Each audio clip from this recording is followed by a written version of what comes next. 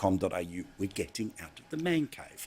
But Hollie Hughes is very excited because she's coming into the man cave for the first time in months. Of course, Senator from New South Wales. So good to be back. And you know what? I'm an old Bathurst girl. I went to uni in Bathurst. Good. I got a daughter going to school there next year. Very good. Love Bathurst. Nothing like a Bathurst winter for a 15-year-old. Awesome.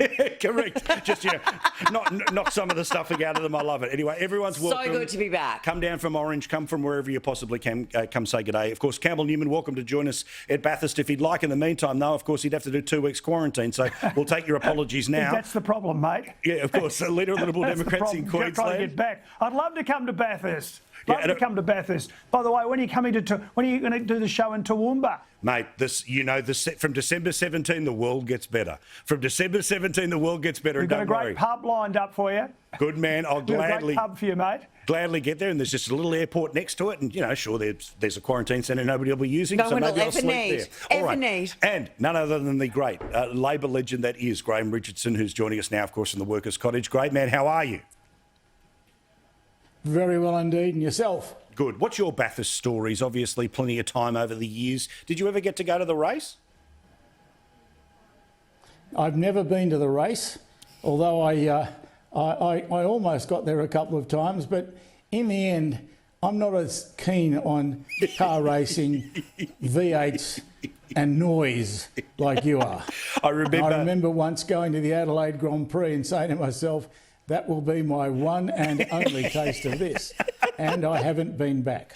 Richo and beautiful Amanda were very kind. They invited me up to their place in Townsville. It was really exciting, but the V8s were on at the same time. So I think they had the assumption that I'd be there for, maybe an hour a day at least. I did spend a lot of time at the track. So I was very kind to say good day. I was like a teenage kid. Hi, Mum. Hi, Dad. In, out, and all the rest of it. But anyway, God love the chance to celebrate all things to do with car racing and a whole lot more, which we'll do in Bathurst next week. Let's talk about religious freedom here because I'm interested about many people haven't seen the bill, so what the expectations are on it. Now, generally speaking, I am nervous about these sorts of things because what protects one faith, of course, protects all faiths and therefore is open to a level of interpretation that I have my issues with. We'll start with you first, Campbell. Obviously, as a potential senator, this would be something that you'd have to deal with in a parliament.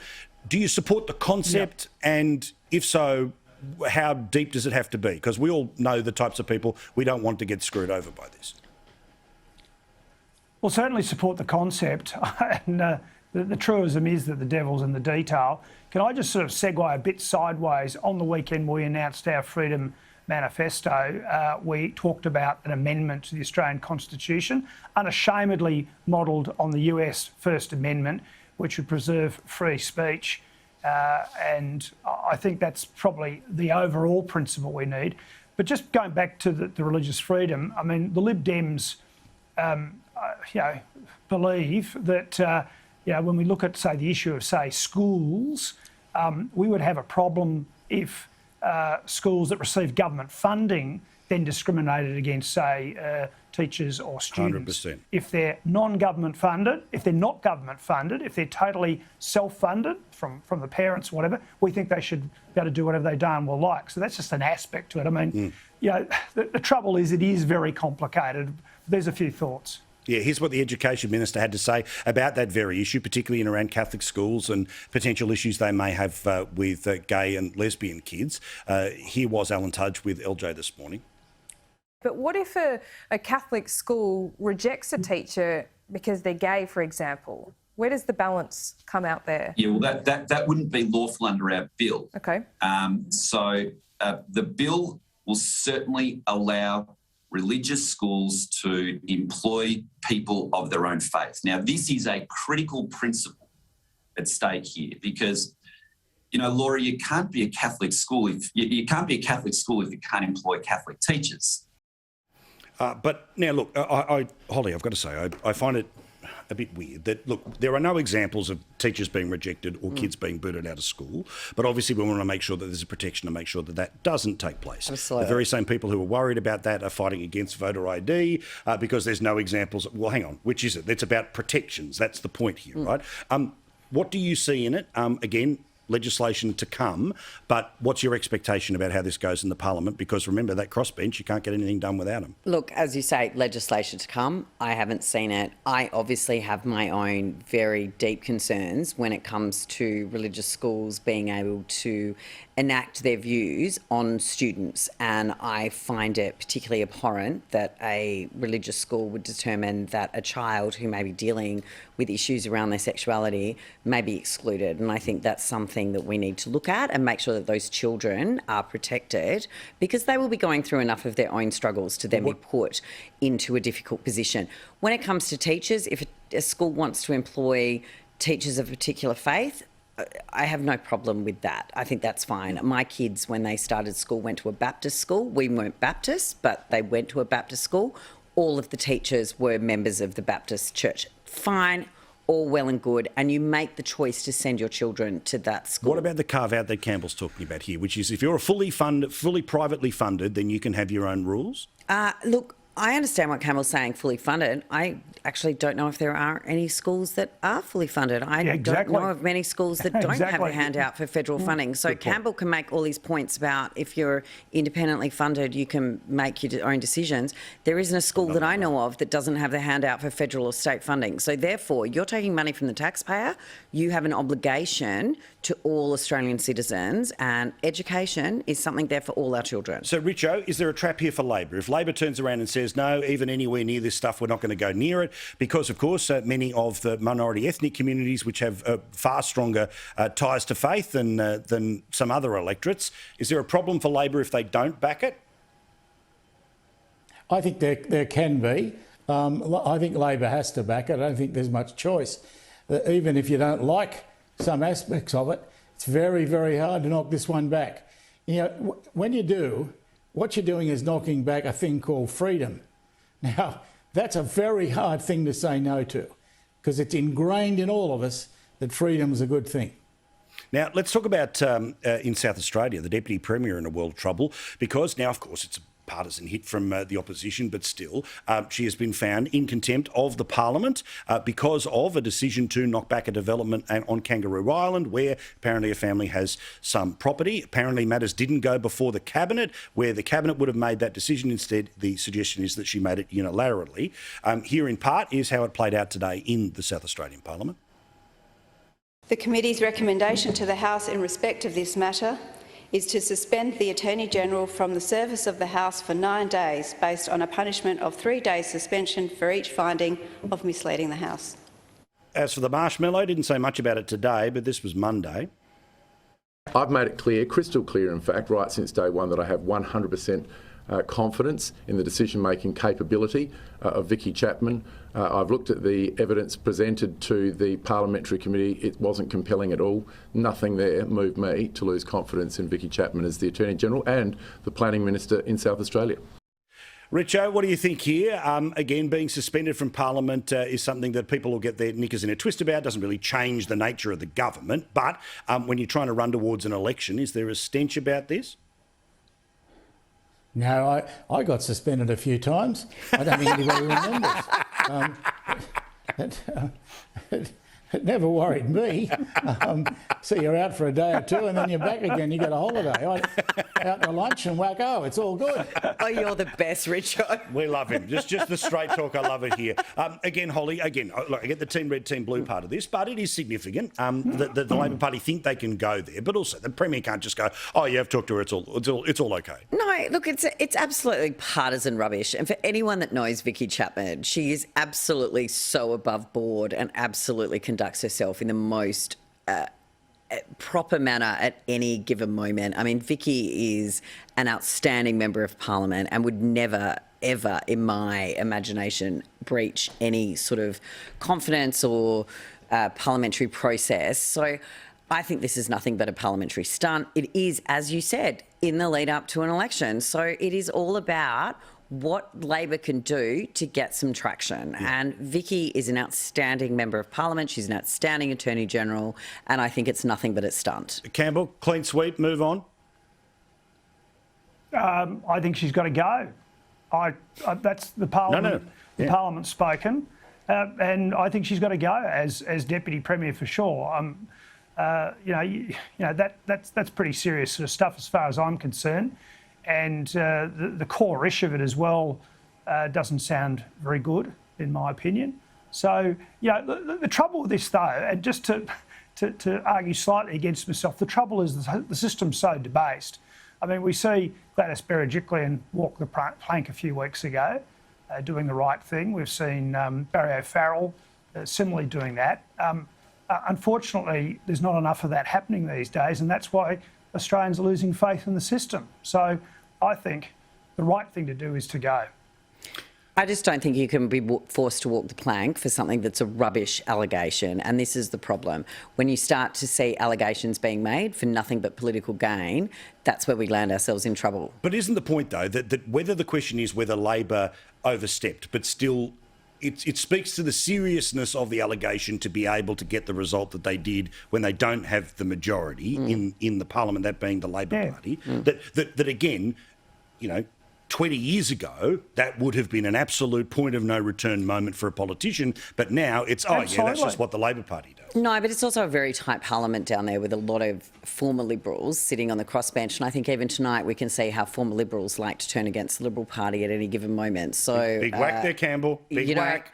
That's what we see. Nothing like a former Liberal to be disgruntled. And you've lifted up the carpet and you're trying to sweep it all under it. But you won't succeed. Yeah, exactly. She got caught. There's a gotcha moment here. She got caught. And that's why she's going to kick up the backside, and she'll have a few more to come. All right, Campbell. And Senator, some of us left. I don't know what just broke at Richard's house. Are you all right, doesn't have any principles or any standards anymore. So that's why. Yeah, Rich, are you okay with whatever just broke just then? Just checking in on you, babe. You all right? Amanda's now crawling along the floor to try and pick it up and replace it. Well, you're still on the air. The lighting's good. Just stay in your spot for another 5 minutes or so. All right. Now, let's talk about Claire Chandler, who's a senator from Tasmania. She would like to see absolute clarity when it comes to sport, about there is a difference between men and women's sport, and women's sport is not the halfway house, of course, for people that have transitioned in terms of their gender. Here's what the senators had to say. Australians have had enough of ideological-driven bureaucrats claiming that women's sport should be based on gender identity, not biological reality. Senator, do you agree? Absolutely. I think this trans movement at the moment has gone way too far. Apparently now, if you are not fully endorsing of the entire trans women movement, I am now what they call a TERF, a trans, I don't know. It's not a compliment. It's not a compliment. But when you endorse women for being women, biological women, you are somehow a TERF and standing against transgenderism. I think in sport it is absolutely inappropriate. Men are naturally built stronger than women. And to then have men come in who identify as women into professional women's sport, New Zealand, we know, is the bastion of all things woke, have just put in a transgender athlete as their Woman of the Year. Yeah. I mean, it's obscene when they've got this amazing All Blacks woman rugby player who's brilliant. She was totally overlooked. They actually have an Olympian whose name I can't remember either, who won more medals than New Zealand's ever won, totally overlooked because New Zealand cannot help themselves but embrace the woke of transgenderism. It's about women being recognised for women, and the transgender movement is actually trying to cancel out biological women. So Claire is 100% right. Richo, what do you think? I like real women. Campbell? I'm with Richo, and I think what the Senator just said was right on the money. So there you go. Unity ticket. But just to pass this out for a second though, where does a trans athlete compete though, Hollie? I mean, it's not a form of disability, so it's into that world of specialised. No, I know, but we're sport. talking about professional women's sport, and we're talking about women who are biological women, who are born as women, who have certain attributes and have trained and participated in sport. So they should be identified as trans athletes, not as female. Absolutely. But they're not female athletes. And, a lot of these people that are participating in these sports are not what we would call post-operative. They're pre-operative athletes. So they are still participating as fundamentally men, but identifying as women. They are not post-operative. They've not gone through all the hormonal change. So there is huge issues here, and it's not easy. It's complex. But to diminish women, to deny women, and it's not just sport. I mean, it's now we're chest feeders, not breastfeeding. It's all of, we're people with uteruses. I mean, goodness sake. I've had 3 children. Don't say that to me. Yeah, very fair point. Yeah. All right, now, let's talk, Campbell, I've got to get your views and everyone else's about the nonsense that was served up by people suggesting that, somehow the Prime Minister was Trumpian today for, among other things, saying this today about that, at a point in time, if everyone has the chance to get vaccinated, it's their choice. But if they choose not to, well, you don't have a 2-tiered system going much longer. The Prime Minister has done today what he has done every day of this pandemic: attacked Queensland, attacked Queenslanders and our health response, all for the sake of his own political survival. We've seen Miles. Can we hear the PM just so I can make it clear in case anyone's just half joined us what he said today that got that nonsense response? We're not in favour of mandatory vaccines imposed by the government. Businesses can make their own choices under the law, but we're not about telling them what to do or telling Australians what to do. And as we get above 80% in particular, which the scientific advice shows us and the research shows us, that means Australians can have their lives back. They should be able to go and get a cup of coffee in Brisbane when you're over 80%, regardless of whether you've had the vaccines or not. Campbell, the Deputy Premier, thinks that he's playing to some sort of peanut gallery here, pretending that the Prime Minister is sort of simultaneously an anti-vaxxer, which of course is not at all what he said. When he talked about mandatory vaccinations, he was talking about healthcare workers. He's not talking about ad infinitum for people to be able to go and get a coffee. Look, it was classic Stephen Miles, just ridiculous, political hype without any basis whatsoever. The Prime Minister wasn't attacking Queenslanders. That was verballing the PM. The Prime Minister was essentially defending Queenslanders against a government that's doing the wrong thing, that's creating a medical apartheid. I'm really pleased the PM said what he did today. I hope he keeps saying it. But you know what? He should have said it a long time ago. And I've already said that on this program. And I hope that if they don't listen to him in this state and indeed other states who are doing similar sorts of things, that he will be prepared to try and legislate using the external affairs power to actually stop them doing this, because it's just not on. And can I just add that, look, I know a family who've been through a terrible tragedy recently, and it may have involved a vaccine side effect.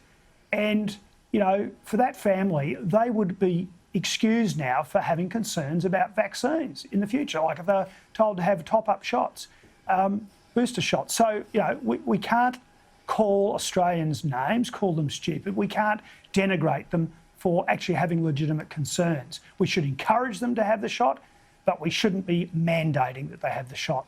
So, well done to the PM. I hope he legislates. And again, for the people half listening to what you just said, the word may was very important in that sentence as well, about what you just said about the potential of what the consequence was. I don't know the situation, so I'm not going to verbal or be rude about it, but obviously the may is important there. Now, I do want to ask this, Richo, which is, look, again, every government has to have an attack dog, and every attack dog to some degree is effective when they piss the other side off. But Miles is going a bit too far, pretending the Prime Minister is some sort of anti-vaxxer by suggesting that, everyone's got the chance to have it, but we shouldn't have the 2-tiered system forever. You surprise me, Paul. This is politics, and here you are looking for the truth.